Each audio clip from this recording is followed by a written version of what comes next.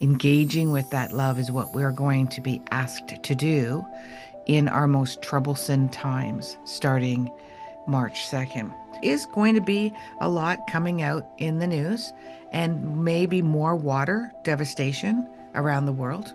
And we are going to question what is mankind contributing to these catastrophic events.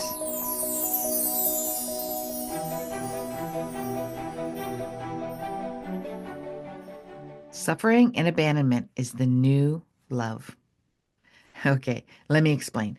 March 2nd, 2025 till mid-April, Venus is going retrograde. And in Sidereal astrology, it is in Pisces. In April, it'll hover back into Aquarius for a little bit and then land in Pisces as well. Venus is about love, but it's not about relationship love per se. It's about love for your planet, love for the essence of who you are, the love energy. The love energy doesn't come from the heart, doesn't come from the brain, and it doesn't come from somebody else or something else or an event. The love energy is similar to conscious energy, and that conscious energy resides in everything. It resides in anything that has H2O. It lives in water. It lives in the substance of water. So I'll probably get some of you science geeks going, no, Holly, not everything has water in it. So basically everything organic, almost all living things with exception of certain very rare life forms that can survive when completely desiccated. Even bacteria contains water. So every living thing contains water. Within that living thing, water is H2O. And within H2O of water, the download that I've received is that's love, and that's consciousness. Therefore, the element of this coming, so it happens about every 18 months when Venus goes retrograde, is the element of love. And it is why we are alive. It's why every living thing is alive. And except for these odd life forms that can continue to live desiccated, they cannot, probably 99.9999999%, if not more than that, cannot live without water and without this essence of love inside of it. So you could have been through the most traumatic life known to mankind, and you feel like you don't have a stitch of love to give.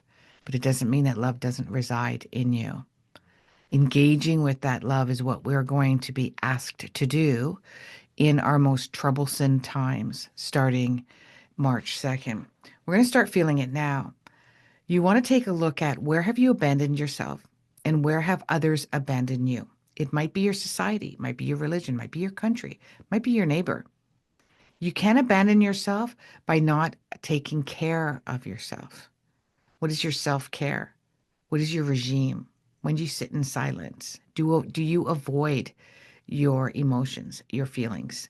Are you non-confrontational because you don't want to deal with the emotions, the feeling of love? And you can fall in love with a piece of grass. When we get to the state of understanding the bliss of true love, you can fall in love with a blade of grass. That's my aspiration. I want to fall in love with a blade of grass. But the hardest thing is to fall in love with someone who resembles everything but love. And that's the challenge that we're going to be going through for most of March and the first part of April. When you find yourself feeling lost, confused, I just want to be alone, I don't want to be around people, when you feel that your abandonment is being triggered, that no one understands you, no one gets you, that your communication, no matter how much you talk or converse or relay factual information, you still feel they don't get it or you don't fit in, and you feel this abandonment creep up, that's what I want you to deal with. And that is what's going to happen internally with all of us. So when you see that person, that's because Mars is in Gemini. So people are going to be wordy.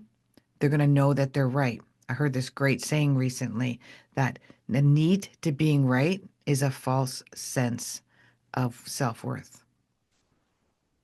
So if you find yourself needing to be right or you find yourself arguing with somebody who needs to be right. Where's your false sense of self-worth? How is that going on? Because when we know, when we have a true sense of self-worth, self-love, we don't need to argue with anybody. Just wave, smile, walk away. That's what we do. But we're going to be triggered. All of us are going to be triggered. I'm going to be triggered. And you will find yourself wanting to either share gossip, false information, or overshare information. And it may be true information, but it may not be the whole truth. The map is not the territory. You can look that one up. Other great thing is if you're got a lot of water in your chart or you got a lot of earth in your chart, which both have the substance of H2O in them, all organically, then you're going to find yourself, and you have to know your chart. You have to, I do sidereal Vedic astrology, so you have to know what that is, not just your sun sign. Your sun sign's like, that's nothing. Nothing. Okay. Magazines made that a popular thing because we could all figure out what that is. But not with astronomy astrology, which is what I do. Your sun sign isn't what you think it is. Regardless, you're going, if you are soft, tender, caring, nurturing, you need to be needed, you like to be taken care of. If you're creative, you love music, uh, you even if you just hum, if you need your solitude, you're quiet, you're passive, you're overly emotional or sensitive, as some people might tell you, most likely, if you're grounded, if you're rational, if you're logical, not in an intellectual state, but just more of like, let's plant our feet back on the ground. Let's breathe. That's a groundedness. Then most likely you have a lot of earth and water in your chart. And this is going to be, in a sense, beneficial for you. Mars is going to throw you for a loop because you're going to get ticked off at all those people that are gossiping or giving out way too much news and way too much information. There is going to be a lot coming out in the news and maybe more water devastation around the world. And we are going to question what is mankind contributing to these catastrophic events that include water, a lot of snow, a lot of rain, flooding, etc., or lack of drought, water. And we're going to be hit with news on how humans are contributing to that. And we'll be on a divide again. Who deserves your attention around suffering? Does the people in Gaza need more attention, they're suffering, than the starving children in the United States or Canada? Do the old and the dying that they're suffering need more attention than medical news that was displaced or misplaced 5 or 10 years ago? What needs your attention more? Are we going to argue with each other about whose suffering story is more important than the other? That is a big mistake. They're all worthy. They're all worthy. Can we spend our attention on every single one of them? No, we can't. It's it's not possible. It's not probable. Is more likely the word. And but can we address as much as possible? Yes. And if it's not your thing, then smile, wave, move on. If it's somebody else's thing, thank them for caring about something you don't give two craps about. Smile, wave, move on. Okay, so this Venus energy is about the highest sense of spiritual love. And the highest source of spiritual love that resides in all of us and every living thing is that we allow space for everyone to unconditionally live as they want to, without conditions, and without conditions from me or conditions from anyone else. Whether it's good, bad, right, or wrong, that's not the point. That's a completely different energy. Mars will take care of what's right, wrong, good or bad.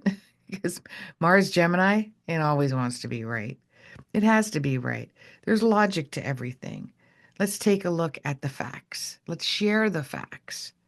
But you do with it, you spin it, you use it the way that you need to. And if you don't like the way somebody else is doing it, you know what I'm going to say. That's right.